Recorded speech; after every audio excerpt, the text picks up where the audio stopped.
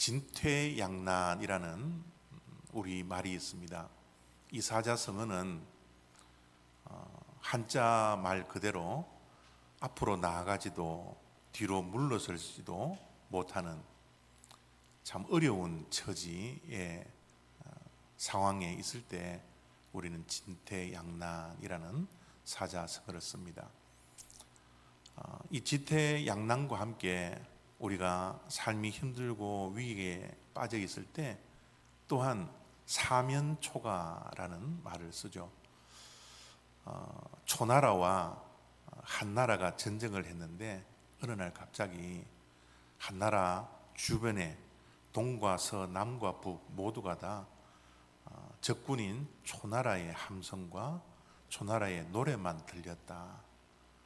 그래서 어디로도 빠져나갈 도망칠 구멍이 없다라는 위기를 만났을 때 우리는 사면초가라는 말도 우리가 사용을 합니다.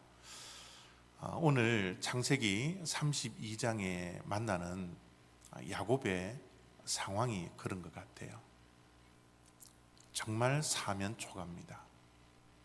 또 진퇴양난입니다. 뒤로 물러설 곳도 없고 앞으로 갈 수도 없는 그런 삶의 위기를 야곱이 만났습니다. 지난주에 말씀을 기억하듯이 야곱은 장자권을 얻기 위해서 아버지를 속이고 형을 속여서 형의 살기등등한 모습을 피해 저 멀리 하란으로 야반 도주를 했죠. 그런데 하란에 거주하고 20년이라는 세월이 지납니다. 14년은 무임금 노동을 하며 임금 착취를 당합니다. 그러나 마지막 20년쯤 되어서 자기보다 더 속임수에 강했던 외삼촌을 유전자 변이를 통해서 큰 거부가 됩니다. 엄청난 거부가 되어서 이 외삼촌이 이 야곱을 굉장히 질투하고 시기를 하죠. 그래서 그 시기와 질투의 눈길을 이기지 못하고 다시 한번 야곱이 하란에서 외삼촌의 눈을 피해서 또 도주를 합니다. 고향 땅으로 가라는 하나님의 말씀을 듣고 이제 고향 땅을 가게 되었는데 야복 강가에 이르러서 사람을 먼저 에서가 어떻게 하는지 정탐을 하려고 보내죠. 그들이 돌아와서 야곱에게 보고를 하는데 에서가 400명을 이끌고 지금 달려온다 라고 보고를 합니다. 그 소식을 들은 야곱의 마음이 너무나 두려웠습니다. 이제 다시 하란으로 돌아갈 수도 없고 또 앞으로 가자니 에서의 그 분노가 사라지지 않았다라는 것을 생각하며 앞으로 갈 수도 없는 진퇴양난의 상황 속에 그가 있게 되었죠. 어쩌면 야곱이 브엘세바 고향으로 돌아가는 길 가운데 이제 20년쯤이면 형 에서의 분노가 좀 풀렸을 거야 라고 생각하며 왔을 수도 있을 겁니다. 그러나 현실은 그러지 않았어요. 20년이라는 아주 긴 시간이 흘렀음에도 불구하고 에서는 마음을 풀지 않았던 것 같습니다. 그래서 400명이라는 사람을 데리고 야곱에게 가고 있는 그런 상황입니다.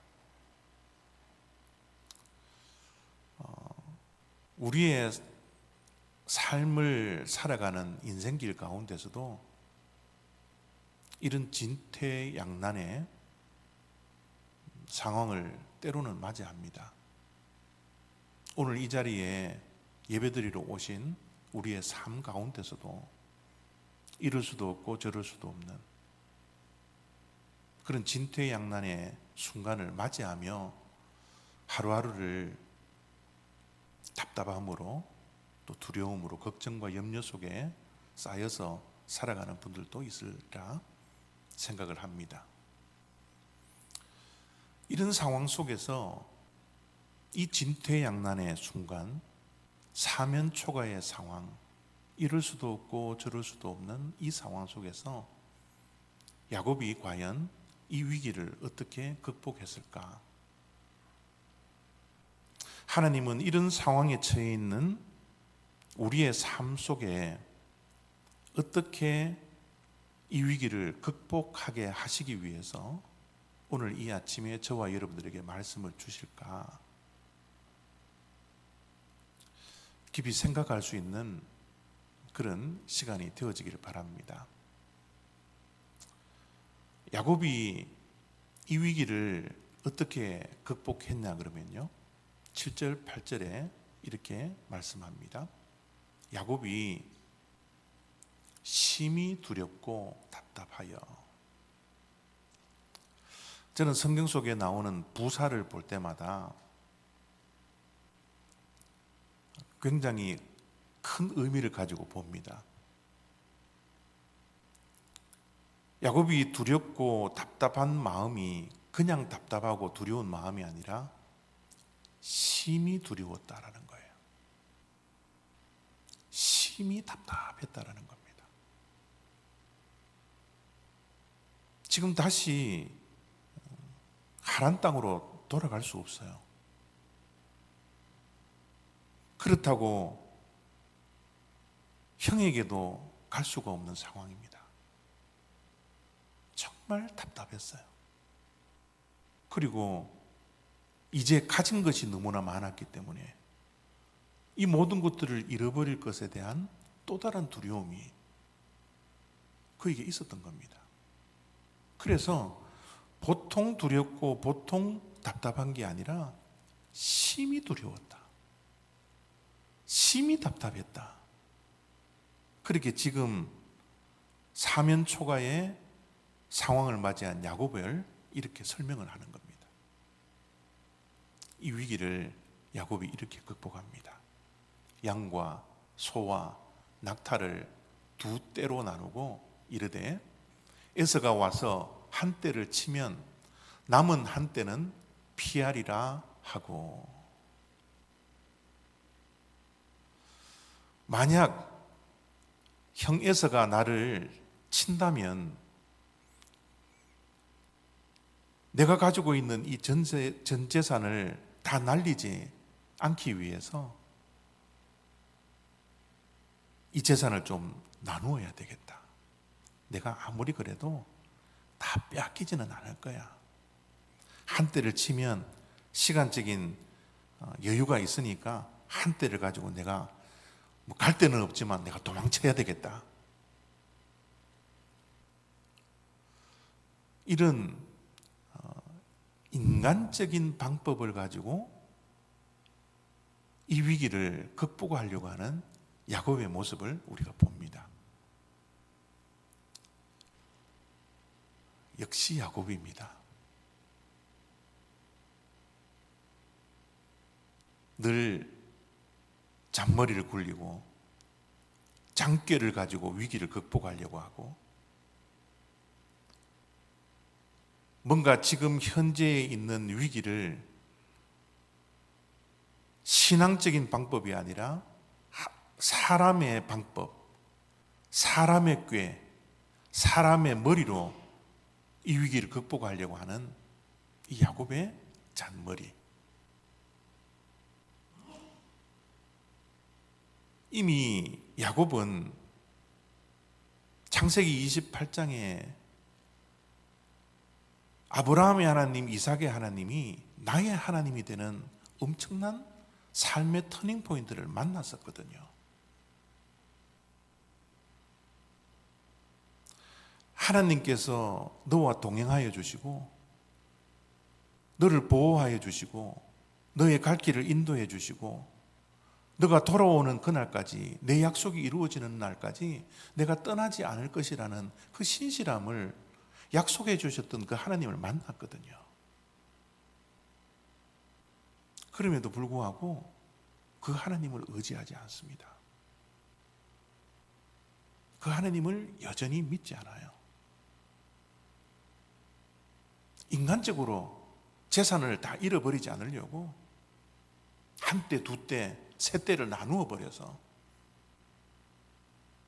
이 위기를 극복하려고 하는 여전히 야곱다운 장꾀를 부리는, 머리를 쓰는 이런 모습이 지금 현재 야곱의 모습입니다. 야곱은 이름이 발꿈치를 잡은 자예요. 자기의 욕심을 채우기 위해서는, 자기가 성공하기 위해서는 하나님이고 뭐고 아무것도 없습니다. 눈에 보이는 게 없어요. 그냥 아버지를 속이고 형도 속이고 외삼촌도 속이고 하나님의 이름도 빙자하고 그냥 자기가 올라서려고 하는, 그것이 행복인 것처럼 모든 것을 싸워서 이겨야만 하는 그런 집념의 사람이었습니다. 자기가 이 땅에 성공하기 위해서, 자기가 생각하는 행복을 찾기 위해서 모든 것을 다 속이는, 잔머리를 굴리는 잔머리의 대가였습니다. 얼마나 그때 상황에 따라 그 상황을 모면하는 그 잔머리가 세상 사람들이 보기에는 참 기가 막히다 할 정도로, 뭐 유전자 변이를 하는 그걸 공부를 했겠습니까? 뭐 지식이 있었겠습니까? 그런데도 자기보다 더 잔머리를 굴리는 외삼촌을 속이면서까지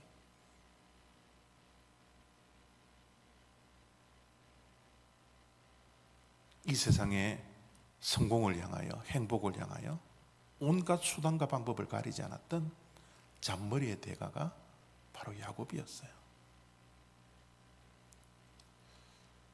이런 야곱이 하나님께 기도도 합니다. 이 위기 상황 속에서 11절에 보니까 야곱이 기도를 하거든요.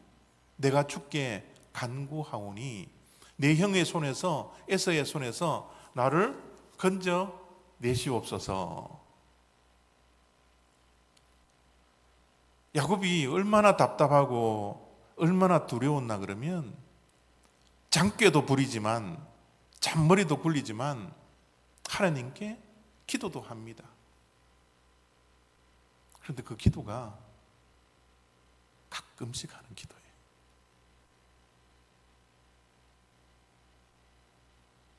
위기 상황에 있을 때 하나님께 먼저 엎드리지 않습니다. 삶의 우선권이 하나님께 있지 않아요. 이것저것 다 해보고 그래도 두려우니까 하나님도 한번 의지 한번 해봅니다. 이런 야곱의 모습이 어쩌면 저와 여러분들의 모습이지 않습니까?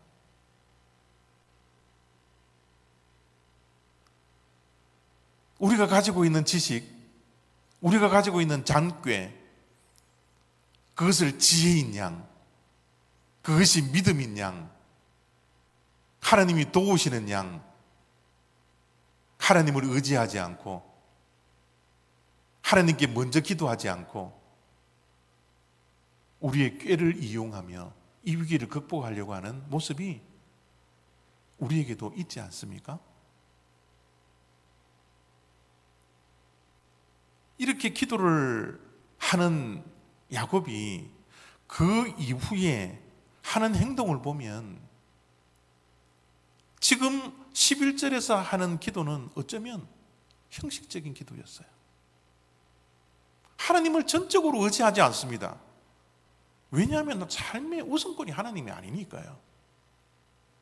하나님은 위기를 극복하는 수단, 엄청난 그 수단 가운데 자기가 소유하고 있는 그 수많은 방법 가운데 하나님은 하나일 뿐이었습니다. 하나님은 원 오브 댐이에요. 하나님을 가끔씩 의지하고 가끔씩 찾고 답답하니 부르짖고 그랬던 야곱의 모습입니다. 그래서 기도하고 나서 야곱이 하는 행동을 이렇게 기록하고 있습니다. 그 둘째와 셋째와 각 때를 따라가는 자에게 명령하여 이르되 야곱이 말하기를 내가 내 앞에 보내는 예물로 형의 감정을 푼 후에 대면하면 형이 혹시 나를 받아주리라 함이었더라. 기도를 했음에도 불구하고 그의 마음은 여전히 두렵습니다. 여전히 답답해요. 자기 앞에 때를 나누어 보내면서 예물을 준비해서 형에게 갖다 주라고. 동생 야곱이 당신에게 주는 선물이라고.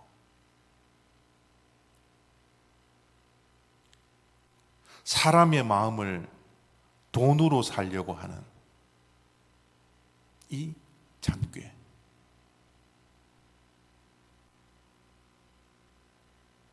(20년이나) 묵어있는 에서가 가지고 있는 그 깊은 상처를 돈으로 풀려고 하는,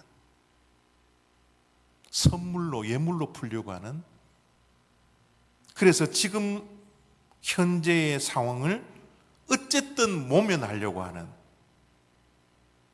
이 야곱의 잔머리. 선물도 예물도 엄청나게 준비합니다.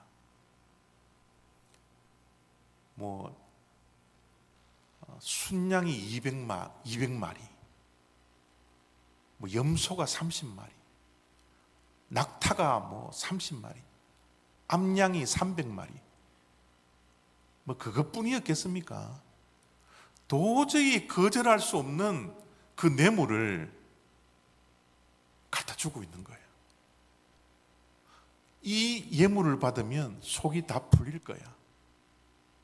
그래서 혹시 나를 받아줄 수 있을 거야.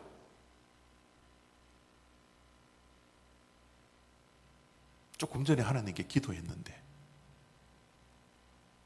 하나님이 내 형의 손에서 나를 건져달라고 기도했는데 자기가 기도한 내용을 야곱은 믿지 않습니다. 그냥 하나의 수단이에요.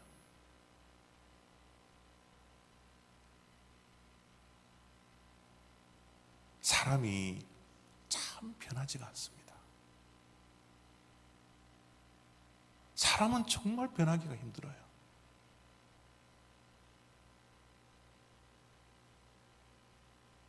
그래서 우리에게는 하나님의 은혜가 필요한 것 같습니다.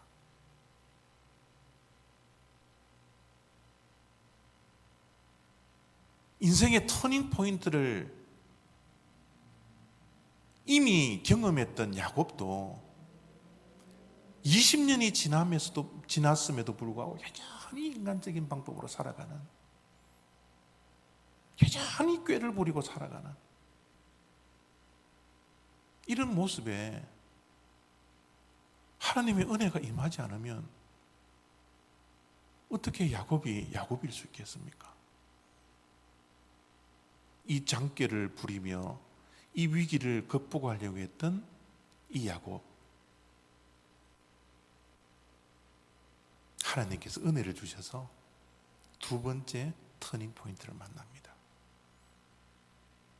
오늘 창세기 32장에 나오는 이 야복 강가에 있는 야곱은 또 다른 인생의 터닝 포인트를 만나게 된다고 이렇게 말씀은 증거하고 있습니다. 야곱은 홀로 남았더니, 하란에서 함께 왔던 아내들과 11명의 아들들과 수많은 짐승들과 금은 보화와 모든 재산을 다 앞으로 보냈습니다. 그리고 그 밤에 야곱이 홀로 남았다라고 기록하고 있죠.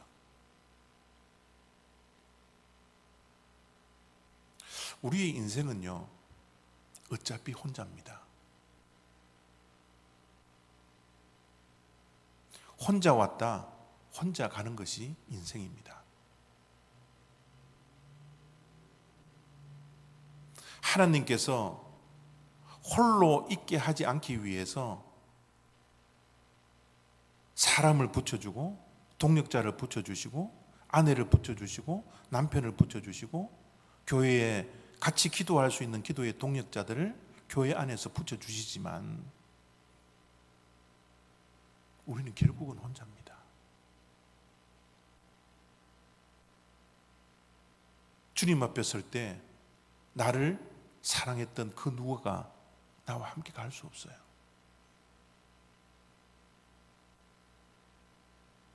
우리는 혼자 왔다가 혼자 가는 인생입니다.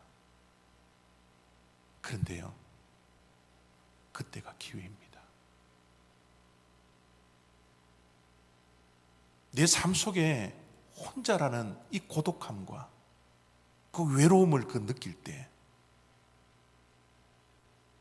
그때가 인생의 터닝 포인트를 만날 수 있는 절호의 기회입니다. 야곱은 그 기회를 이렇게 맞이합니다. 어떤 사람이 날이 새도록 야곱과 씨름하다가 자기가 야곱을 이기지 못함을 보고 그가 야곱의 허벅지 관절을 치매 나로 가게 하라. 어떤 사람을 만났는데요, 여러분, 저 어떤 사람이 누구일까요? 야곱이 그 당시에 그 어떤 사람을 만났을 때 형 에서를 만나러 갈 때에 심히 두렵고 심히 답답했던 그 이상의 두려움이 그에게 있었을 수도 있습니다. 왜냐하면 그 허허벌판에 그 밤에 한 사람을 만났다고 생각해 보십시오. 혹시 에서가 보낸 자객이 아닐까? 혹시 저 멀리 하란에서 보낸 외삼촌이 보낸 자기를 죽이려고 하는 자객이 아닐까?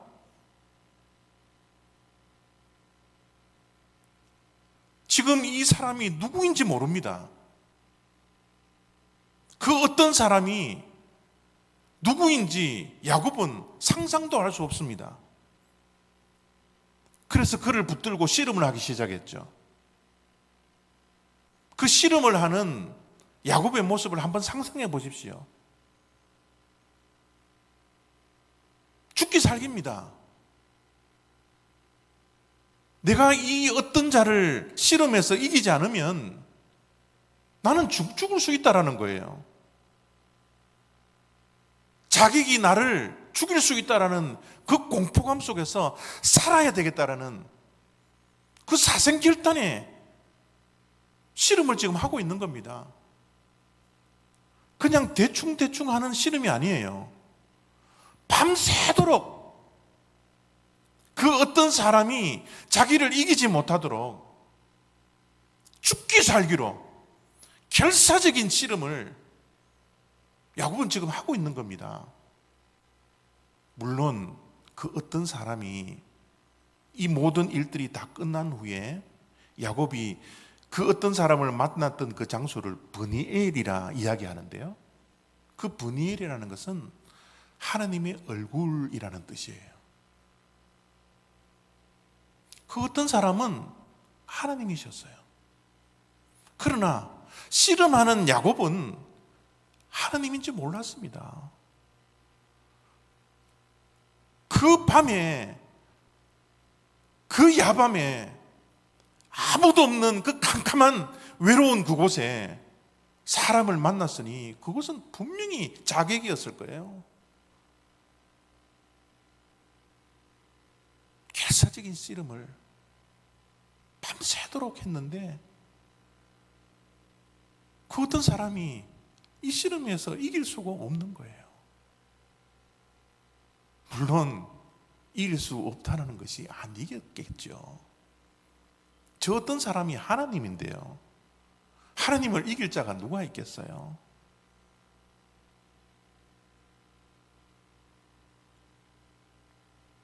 그래서 이 어떤 사람이 나를 가게 해달라고 도저히 자꾸 안 나와주니까, 그러자 야곱이 또 이렇게 그 어떤 사람에게 말을 합니다. 야곱이 이르되 당신이 내게 축복하지 아니하면 가게 하지 아니하겠습니다. 저 축복은 무슨 축복일까요? 형 에사와의 관계를 회복시켜 달라는 거예요. 에사가 가지고 있는 그 분노를 좀 풀어달라는 겁니다.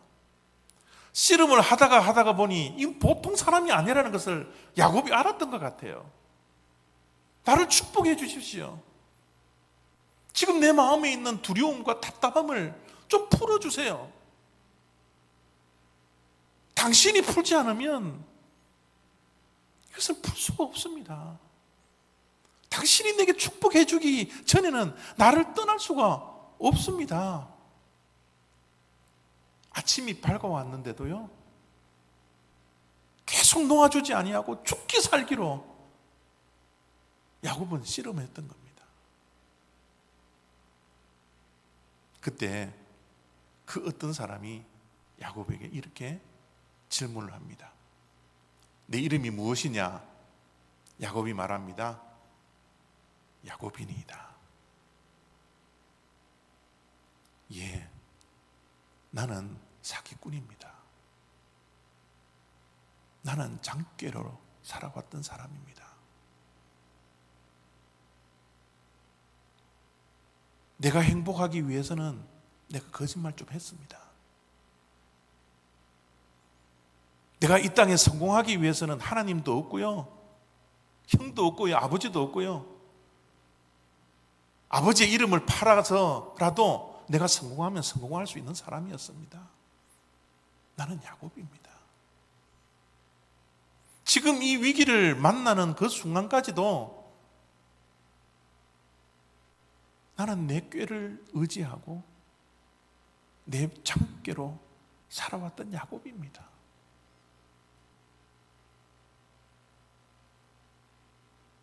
이렇게 자기 자신을 정직하게 드러내는 야곱을 향하여 그 어떤 사람이 이렇게 말을 합니다. 그가 이르되 내 이름을 다시는 야곱이라 부를 것이 아니요 이스라엘이라 부를 것이라. 이는 내가 하나님과 겨루어 이겼습니다. 이제 너는 야곱이라 하지 아니하고 하나님과 겨루어 싸워 승리했던 이스라엘이라 하리라.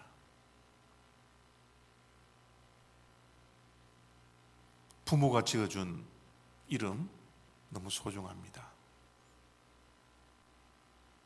그런데 이제 야곱은 부모가 지어준 이름이 아니라 하나님께서 주신 이름으로 살게 되는 인생의 대반전을 일으킵니다. 이제 내 머리로, 내가 가지고 있는 것으로, 돈으로, 예물로 사람을 살려고 했던 그 그 잔머리의 사람이 아니라 이제 하나님께서 축복하시고 하나님께서 하나님과 겨루어 승리하겠다라는 이 엄청난 이름을 지어주신, 하나님이 주신 이름으로 살 수 있는 그 엄청난 변화가 이 야복 강가에 있었던 것입니다. 우리들도 부모님이 지어주신 이름이 있죠. 그러나 하나님께서 우리에게 주신 이름이 우리에게 또한 있습니다. 그것이 무엇입니까? 성도라는 이름이에요. 구별된 사람요. 위기를 만나고 진퇴양난의 순간을 만나더라도 이제 세상 사람들과 그 전에 아버지가 지어주었던 그 이름으로 살던 그 옛 모습이 아니라 이제 하나님만을 의지하고 하나님을 최우선의 우리의 삶의 우선순위로 두며 사는 성도라는 그 이름, 그 위대한 이름, 그것이 우리의 삶의 터닝 포인트가 되지 않습니까?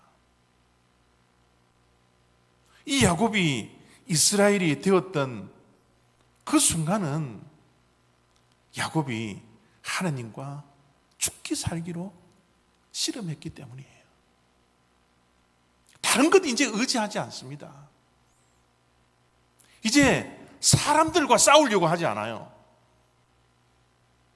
내가 세상과 싸우기보다, 사람들과 싸우기보다 하나님과 겨루겠다고. 하나님과 씨름하는 것이 기도입니다. 우리들의 인생 가운데 어떤 진퇴양난의 순간을 맞이하고 있습니까? 어떤 사면초가의 상황을 맞이하고 있습니까? 어떻게 그 위기를 극복해 나가려고 하고 있습니까? 어떻게 그 위기를 극복하고 있습니까? 야곱처럼 죽기 살기로 하나님과 씨름하는 기도를 할 수 있는 저와 여러분들이 되었으면 좋겠습니다. 이것밖에 없습니다. 하나님이 축복하시지 아니하면 나를 떠날 수 없습니다. 이 문제를 하나님께서 해결해 주시지 아니한다면 나를 떠날 수 없습니다. 그런 사생결단을 할 수 있는 그런 기도자들이 되는 은혜가 저와 여러분들에게 있으면 정말 좋겠습니다. 내 능력으로, 내 다짐으로, 내 의지로 내가 변화되지 않습니다. 하나님의 은혜가 필요한 자들입니다. 이 세상의 상황 내가 변화시킬 수 없습니다. 하나님이 해주셔야 합니다.